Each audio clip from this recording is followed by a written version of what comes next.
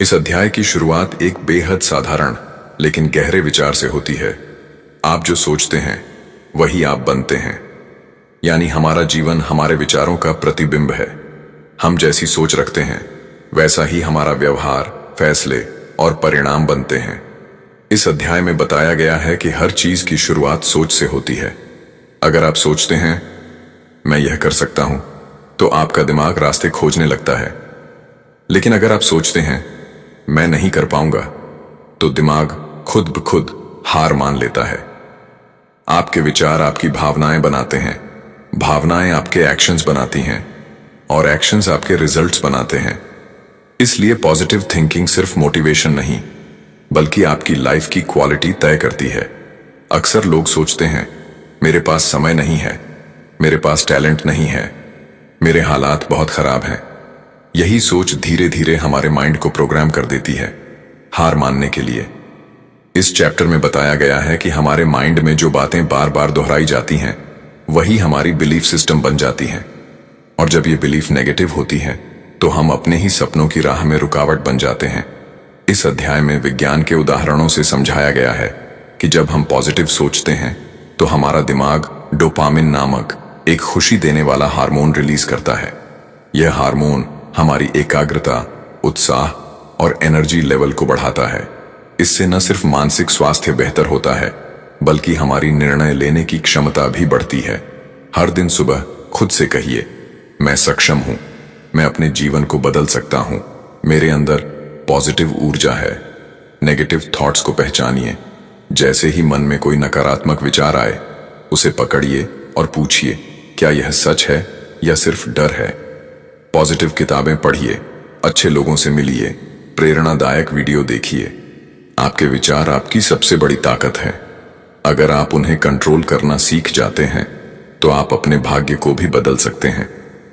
अगर आपके विचार आपकी जिंदगी का नक्शा है, तो क्या आपने कभी सोचा है कि वह नक्शा किस दिशा में जा रहा है?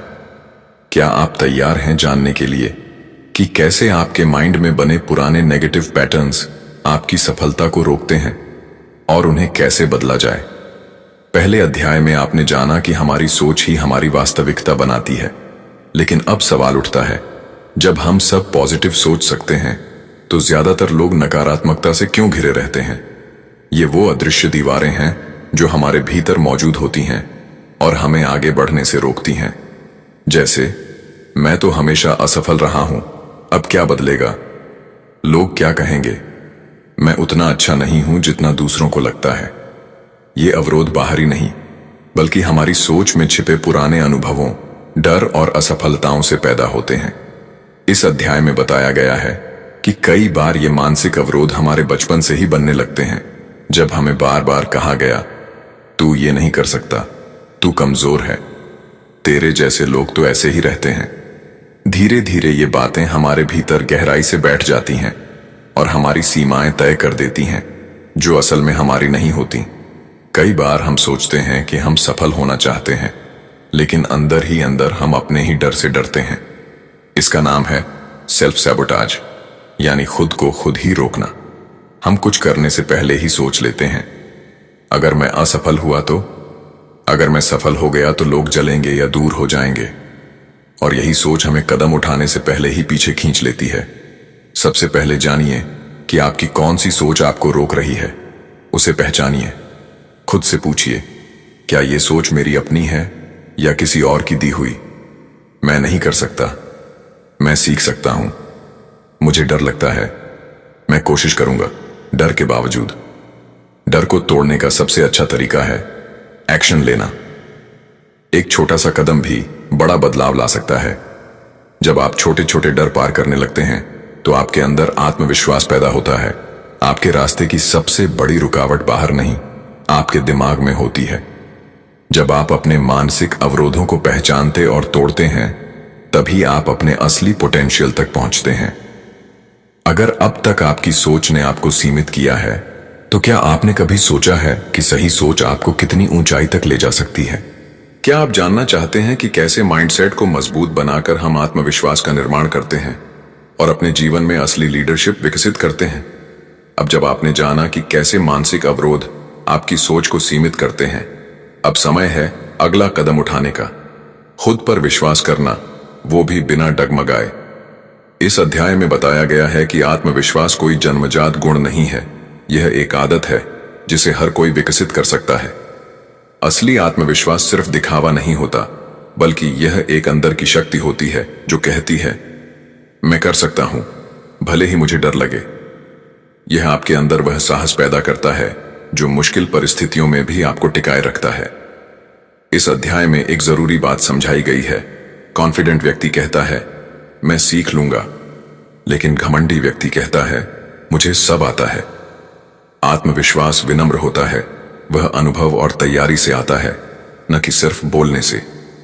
आत्मविश्वास को कमजोर करने वाले कारण दूसरों से तुलना करना, अतीत की असफलताएं याद करना, खुद को कम आंकना, ओवरथिंकिंग और अप्रूवल की डिपेंडेंसी। जब हम बार बार अपने आप को दूसरों से कमतर समझते हैं तो हमारा आत्मविश्वास कमजोर हो जाता है। अपने आप को पूरी तरह स्वीकार कीजिए, अपनी खूबियों और कमजोरियों के साथ। छोटे लक्ष्यों को पूरा कीजिए। जब आप छोटे छोटे काम पूरे करते हैं तो दिमाग को सफलता का संकेत मिलता है और आत्मविश्वास बढ़ता है। रोज खुद से प्रेरणादायक बातें कीजिए।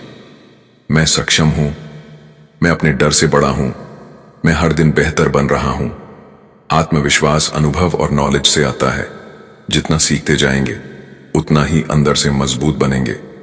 शरीर की भाषा आपके आत्मविश्वास को दर्शाती है। इस अध्याय में बताया गया है कि सीधी रीढ़, आंखों में संपर्क, स्पष्ट आवाज, ये सब आपके दिमाग को सिग्नल देते हैं कि आप मजबूत हैं, और यह आत्मविश्वास को और बढ़ाता है। सच्चा आत्मविश्वास कोई जादू नहीं, यह अभ्यास, आत्मस्वीकृति और निरंतर प्रयास का परिणाम है। जब आप खुद पर विश्वास करना शुरू करते हैं तब दुनिया भी आप पर विश्वास करने लगती है। अगर आत्मविश्वास एक ताकत है तो क्या आपने कभी सोचा है कि आपकी ऊर्जा यानी आपका फोकस और भावनात्मक नियंत्रण उस ताकत को कैसे दिशा देते हैं?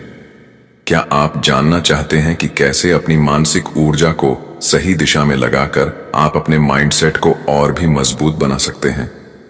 क्या आपने कभी महसूस किया है कि कभी कभी आपके पास सब कुछ होते हुए भी आप थकान, चिड़चिड़ापन या निराशा महसूस करते हैं? ऐसा क्यों होता है? इस अध्याय में बताया गया है कि हमारी सफलता सिर्फ माइंडसेट या आत्मविश्वास पर नहीं, बल्कि हमारी आंतरिक ऊर्जा पर भी निर्भर करती है। आंतरिक ऊर्जा का मतलब सिर्फ शारीरिक ताकत नहीं, बल्कि यह आपकी मानसिक, भावनात्मक और आत्मिक शक्ति है जो तय करती है कि आप किसी भी स्थिति में कैसे प्रतिक्रिया देंगे।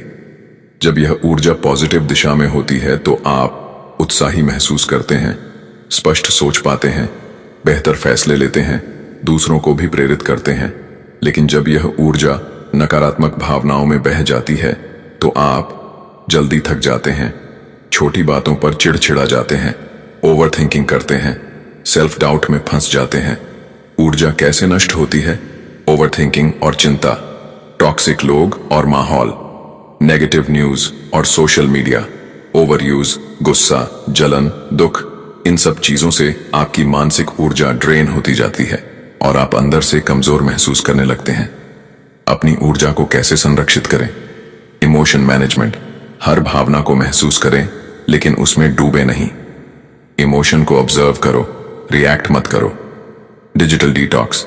दिन में कुछ समय खुद के साथ बिताइए, बिना फोन, बिना स्क्रीन के। प्रकृति से जुड़ाव, पेड़ पौधे, धूप, हवा, ये सब हमारी ऊर्जा को शुद्ध करते हैं। ध्यान, सांसों की एक्सरसाइज या कुछ देर शांत बैठना, यह आपके अंदर की ऊर्जा को रिचार्ज करता है। जब हम अपनी ऊर्जा को उद्देश्यपूर्ण कामों में लगाते हैं, जैसे सीखना, रचनात्मक काम, सेवा या आत्मविकास, तो वह ऊर्जा हमें और भी शक्तिशाली बना देती है। इस अध्याय में एक बहुत सुंदर बात कही गई है। जब आप भीतर से शांत, संतुलित और ऊर्जावान होते हैं, तभी आप बाहर की दुनिया को प्रभावशाली ढंग से संभाल सकते हैं। आंतरिक ऊर्जा ही असली संपत्ति है। अगर आप इसे समझकर बचाना और सही दिशा में लगाना सीख लें, तो कोई भी लक्ष्य बड़ा नहीं लगेगा और कोई भी मुश्किल भारी नहीं होगी। अगर आपकी ऊर्जा ही आपकी सबसे बड़ी शक्ति है, तो क्या आपने कभी सोचा है कि वह शक्ति किस दिशा में जा रही है? आपके लक्ष्यों की ओर या उनसे दूर? क्या आप जानना चाहते हैं कि कैसे इस ऊर्जा और माइंडसेट को मिलाकर आप अपने जीवन के बड़े लक्ष्यों को रणनीतिक रूप से हासिल कर सकते हैं? अब तक आपने जाना कि पॉजिटिव माइंडसेट, आत्मविश्वास और आंतरिक ऊर्जा कितनी जरूरी है, लेकिन अब सवाल यह है, इस सारी ऊर्जा और सोच को किस दिशा में लगाया जाए? इसका जवाब है लक्ष्य। क्योंकि अगर आपके पास कोई स्पष्ट लक्ष्य नहीं है तो आपकी सारी ऊर्जा बिखर जाती है। जैसे तेज हवा बिना दिशा के कुछ नहीं कर सकती, वैसे ही बिना उद्देश्य के सोच भी बेअसर हो जाती है। यह वो मानसिकता है जिसमें आप अपने जीवन का उद्देश्य स्पष्ट करते हैं, छोटे छोटे एक्शनेबल स्टेप्स बनाते हैं और लगातार उस दिशा में चलते रहते हैं। इस सोच में व्यक्ति सिर्फ सोचता नहीं, बल्कि सोच को कार्य में बदलना जानता है। लक्ष्य आपको दिशा और प्रेरणा देते हैं। लक्ष्य आपकी प्राथमिकताओं को स्पष्ट करते हैं। लक्ष्य आपकी निरंतरता और अनुशासन बनाए रखते हैं। लक्ष्य ही आपको अपने कंफर्ट जोन से बाहर निकालते हैं। किताब में एक शानदार तरीका बताया गया है। स्पष्ट लक्ष्य जिसे नापा जा सके, हकीकत में पूरा किया जा सके। आपके उद्देश्य से जुड़ा हुआ समय सीमा के साथ मैं सफल बनना चाहता हूं। एक अस्पष्ट लक्ष्य है, लेकिन मैं अगले 3 महीनों में 5 किताबें पढ़ूंगा और एक नई स्किल सीखूंगा। ये एक स्मार्ट गोल है। इस अध्याय में बताया गया है कि ज्यादातर लोग जानते हैं उन्हें क्या करना है, लेकिन करते नहीं हैं। इसलिए डिसिप्लिन और डेली एक्शन प्लान बनाना बहुत जरूरी है। हर दिन एक छोटा सा कदम भी आपको लक्ष्य के करीब लाता है। अपना लक्ष्य हमेशा अपनी आंखों के सामने रखें। एक विजन बोर्ड बनाइए। हर सुबह 5 मिनट विजुअलाइजेशन कीजिए, मैं अपना लक्ष्य पूरा कर चुका हूं। इससे आपका दिमाग उसी दिशा में काम करने लगेगा।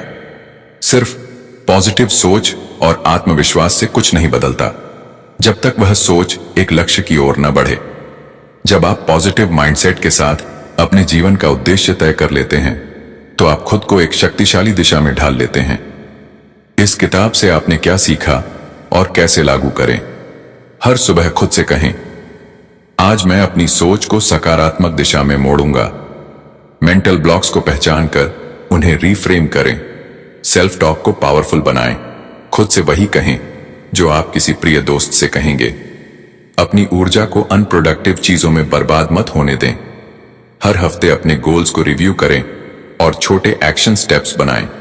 एक सुंदर बात इस अध्याय में कही गई है, आपका माइंड आपका सबसे बड़ा हथियार है, लेकिन वही हथियार आपको चोट भी पहुंचा सकता है अगर आप उसे सही दिशा में नहीं चलाते। आखिरी सवाल जो आपसे खुद से पूछना चाहिए, अब जब आपके पास पॉजिटिव सोच, आत्मविश्वास, ऊर्जा और लक्ष्य की स्पष्टता है, क्या अब भी आप अपनी जिंदगी वैसे ही जीना चाहते हैं जैसे पहले जीते आ रहे थे, या आप अब एक नई शुरुआत करना चाहेंगे? अगर इस कहानी ने आपको प्रेरित किया तो इसे अपने दोस्तों के साथ शेयर करें ताकि वो भी अपनी जिंदगी बदल सकें। और हां, ऐसी ही जबरदस्त कहानियों के लिए चैनल को सब्सक्राइब करना ना भूलें।